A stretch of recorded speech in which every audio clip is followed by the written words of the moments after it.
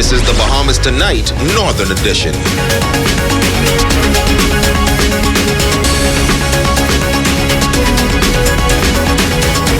This is the Bahamas Tonight, the Northern Edition. Good evening, all. I'm Megan Shepard. Thank you so much for tuning in. Topping news, the Ministry of Finance beginning its budget education campaign with a press conference this afternoon in an effort to provide the public with full transparency and an understanding of the annual budget. As Shoshina Rowe-Farquharson reports, a breakdown of the budget, the country's financial deficit, and the way forward was provided, along with concessions that are expected to accelerate the pace of the country's economic recovery. Minister of State for Finance, the Honorable Kwesi Thompson, and Acting Financial Secretary Marlon Johnson breaking down the 2021-2022 budget during a press conference this afternoon. Thompson making it clear that the government acknowledges the country's substantial deficit, while pointing out that this was in part due to the twin crises, the pandemic and Hurricane Dorian. Commentators have pointed out that the current fiscal year and the one to come have elevated borrowing by some $2 billion. As the Prime Minister said yesterday, in this administration, we do not gloss over this fact. The $1.3 billion projected deficit in this current fiscal year and the $951 million deficit projected for the 2021-2022 fiscal year, it really reflects the extreme economic crisis caused by Dorian and the pandemic, and our response to these crises. This is what has caused us to postpone, only temporarily, but to postpone the path to fiscal consolidation and balanced budgets. As a result of the country's crisis, Johnson noting that the reality is the fiscal deficit remains also due to the fact that there is still a demand for government support, the high unemployment numbers, and increased pressure in the healthcare system. But he says that the Bahamas is not the only country facing a high deficit. In the Bahamas and many other countries, same is true in the European Union, same is true around the world. Because you have an extraordinary crisis, it has required our government and other governments to have to run up a significant deficit in order to be able to meet the social services requirements and keep the economy going through a severe crisis. But they say that the government has a plan laid out in the 2021-2022 budget that is the roadmap to financial recovery, which includes job creation through an employment incentive program, small business tax concessions and relief programs, new tax-free zones for 11 southern islands, $100 million investment in the healthcare system, improving the framework for investment, and accelerating the pace of digital transformation. But what is also important is the assistance for those who remain unemployed during this time. Because as persons, come September, those persons still are still unemployed. The plan is to transition them off to a social services program. And so the social services would have got a bump up of around $20 million specifically, so that will allow persons who leave that unemployment program after September the social services who will still require some support to enter into that program. And while recovery, they say, is possible, the economy's rebound is also contingent on international and national vaccinations. We've seen already in the United States, we see in Britain and elsewhere, that as more persons become vaccinated, those economies are able to open back up more, persons are more prepared to travel. The extent to which we are vaccinated in the Bahamas, that will also shape how quickly we can open up fully and what we are able to do as far as getting back into full entertainment and to the activities that also make us a destination of choice. Shoshina Rowe-Farquharson, ZNS Network News. The 2021-2022 budget also includes a major investment in healthcare. The Minister of Finance, Prime Minister, the Most Honorable Dr. Hubert Minnis, outlining the improvements set to come on stream in the healthcare system. While presenting the 2021-2022 fiscal budget, Prime Minister, the Most Honorable Dr. Hubert Minnis, noting this administration's significant investment in healthcare developments and upgrades.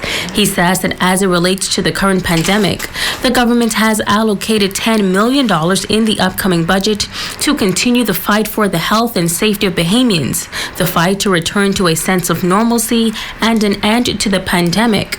He adds that the government is moving swiftly to invest over $100 million in hospital upgrades, with an estimated expenditure of over $70 million targeted for the Princess Margaret Hospital.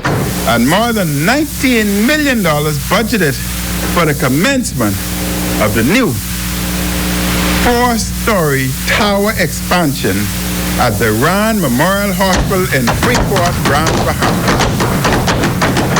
Both facilities, which are the bedrock of our public healthcare system on our 2 most populated islands, will be upgraded with new modern, now listen, I said both facilities, Rand and Princess Margaret,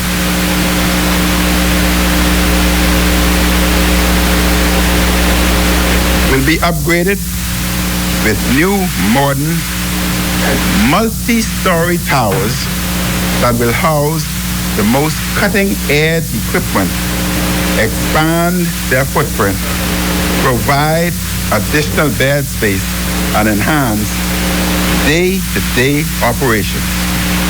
Now, the Prime Minister adds that the government will have the cash at the central bank in full and in hand in trust for the Public Hospital Authority. He adds that this will allow the project to happen at an accelerated pace over the next 18 to 24 months, with funding fully secured. This means that we have the cash. We have the cash at the central bank in full and in hand, in trust for the Public Hospital Authority, Rand Memorial and Princess Margaret Hospital. What you will see in the budget is a $19 million allocation for the new tower at the Rand Memorial Hospital to cover the initial phases of what will ultimately be a $39 million project. The 4-story expansion to the newly opened and renovated Rand Memorial Hospital will ensure that Grand Bahamians will also have the benefit of a world-class modern hospital facility.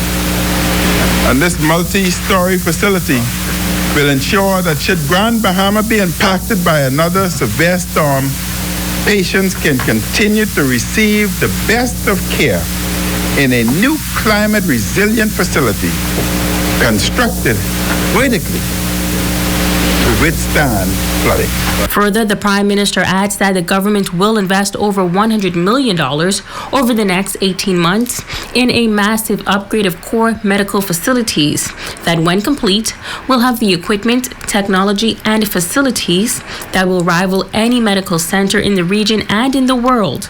The sum of $1 million in capital funding will be allocated to the Department of Transformation and Digitization to implement an innovative telemedicine initiative. No longer will people living in Long Island, Inagua, Mangrove Key, or any other settlement have to fly to New Providence or Grand Bahama to incur large travel costs to access health care comparable to what can be found in the capital. This House, Mr. Speaker, will be updated on this initiative as digital transformation, IT, and health professionals advance this initiative together. Mr. Speaker, in terms of health equity, this administration does not believe that socioeconomic class or income should be a barrier to accessing quality health care services. Do you agree with that, Raj? Without the ability to access quality health care, we risk allowing the deepening of health disparities and increasing our vulnerability should another global pandemic emerge. The Parliamentary Registration Department beefing up its voter registration drive with enumeration exercise in East Grand Bahama this weekend. Officials say they're still not pleased with the amount of new voters registered for Grand Bahama for the 2022 general elections. Rumiko Knowles has more. There are 689 newly registered voters recorded to date, and according to Assistant Parliamentary Commissioner and Officer in charge of the Parliamentary Registration Office in Grand Bahama, Denise Pinder, the majority of that number are young persons between the ages of 18 through 39. Voter registration is still going slowly. As I would have said in previous interviews, one of my major concerns with Grand Bahama is that those persons who need to transfer, many of them are still not coming in.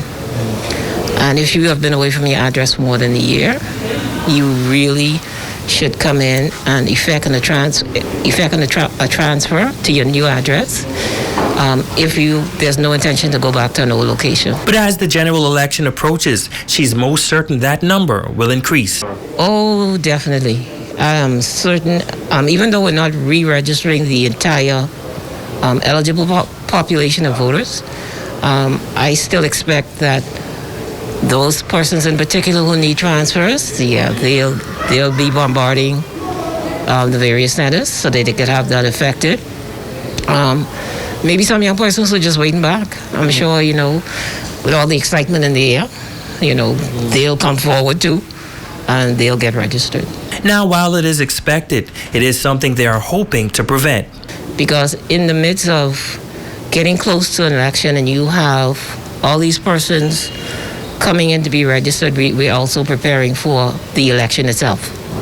So it makes preparing for the election itself just a bit more difficult because we're trying to focus our manpower between two different exercises. According to Pinder, Grand Bahama is one of 6 areas in the country with constituencies consisting over 6,000. Central Grand Bahama has 6,649. East Grand Bahama has 6,350. And Marco City has 6,185. So there's still some talk of maybe, boundaries need to change on Grand Bahama, but thus far there's been nothing concrete as to whether or not that'll happen. Basically, East and Marco City are areas that were heavily affected by Dorian. So there's a possibility there may still be some persons who, particularly in the East, who are affected by the storm and who really need to come in and transfer. Now, speaking of East Grand Bahama, a enumeration exercise will commence on Saturday, the 29th of May. Pinder says they will start with Sweetings Key. Enumeration exercise is to verify and ensure the correctness of the current register. Some persons had concerns that during the last election, the 2017 election, that, maybe there were some errors here. This time around with this exercise, we're trying to make sure we capture any problems on the register so that we can clean it up and so that it can be as accurate as possible. Rumiko Knowles, ZNS Network News. The Department of Statistics is preparing for the 2021 Census of Population and Housing. The process, which should have begun last year, suffered a setback. This morning, several listers who will play a vital role in the exercise were sworn in at the Administrator's office in Freeport. Our Italia Hall was there. For the first time in history, the country is conducting a national census of population and housing electronically. To carry out the required listing exercise, the Department of Statistics in Grand Bahama has contracted an additional 15 listers to join the department's Geographic Information System team. Assistant Director for the Department of Statistics for the Northern Bahamas, Clara Lowe, says as of September 6th, you will be able to go online, register, and take part in the questionnaire. The persons will be able to sit in their homes with a secure code, key it in, and log on and fill out the questionnaire, the census questionnaire, in the privacy of their home at their leisure. There will be no visitations in-house if persons want to take this option. It's called CAWI, Computer Assisted Web Interview. We have been kind of thrust into the 22nd century by the COVID.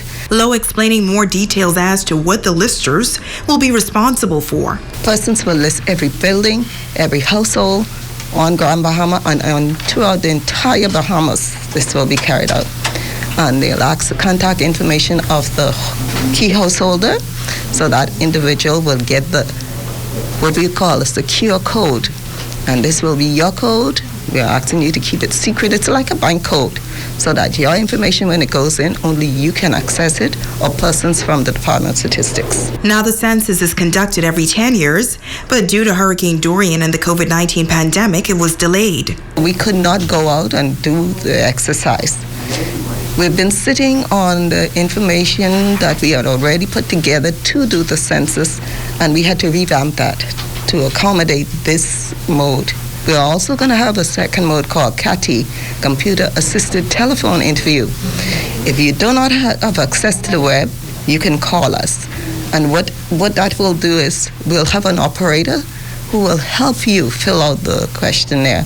Now, in compliance with the Statistics Act of 1973, each listing officer must be sworn in before going in the field. Kathy Smith, administrator for the City of Freeport District, conducted the swearing-in ceremony. The function of the administrator's office, we are here to assist government agencies and departments in whichever way possible. And today we are assisting the Department of Statistics with the swearing-in ceremony of 15 of listers and supervisors who will be conducting the census beginning tomorrow. Now, Lowe sharing the importance of the census exercise. She says it's all about providing agencies, non-governmental organizations, and others with accurate information. All of our persons who have to make policy decisions, and the problem is, if it's not up to date, it's not that relevant. And so we need the census. We only do it every 10 years. And so, especially in Grand Bahama, there was a displacement of persons because of Dorian. So we can't use our statistical means to extrapolate the data and tell you how many persons or how many people are living in each area. It's Halia Hall, ZNS Network News. Stay with us. There's still more news to come right after this break.